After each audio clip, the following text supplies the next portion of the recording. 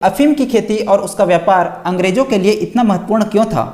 तो देखो दोस्तों, British east India company Bharat से मसाले, कपास, सूती कपड़े, रेशम, नील और नमक यूरोप तो भेजती ही थी। इसके अलावा भारत से कंपनी अफीम का उत्पादन कर उसे चीन में बेचा करती थी, जिससे उन्हें ढेर सारा चांदी प्राप्त होता था दोस्तों।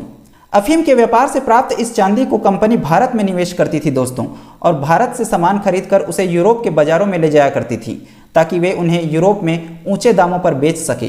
दरअसल इस समय चीन के चाय की लोकप्रियता के कारण ब्रिटेन में चांदी की भारी निकासी होने लगी थी दोस्तों, क्योंकि चीन को चाय के बदले सिर्फ चांदी ही स्वीकार थी, जिससे ब्रिटेन की चांदी की निकासी बढ़ गई थी दोस्तों। चाय के बदले चांदी की इस भारी निकासी के कारण ब्रिटेन को चीन के साथ व्यापार में बहुत घाटा हो रहा था दोस्तों, जिसे संतुलित करने के लिए ब्रिटिश ईस्ट इंडिया कंपनी ने भारत में अफीम का उत्पादन कर उसे चीन में बेचना शुरू किया। दोस्तों, इस समय कंपनी द्वारा भारत के बिहार और बंगाल से अफीम को लेकर चीन को तस्करी के रूप में निर्यात किया जाता था। ईस्ट इंडिया कंपनी बिहार और बंगाल में अफीम उगाती थी दोस्तों, और इसे अवैध रूप से चीन में बेचा करती थी। चीन में अफीम की तस्करी एक अत्यंत विवादास्पद और अवैध गतिविधि थी दोस्तों इस समय, और चीन ने इसका जमकर विरोध भी किया।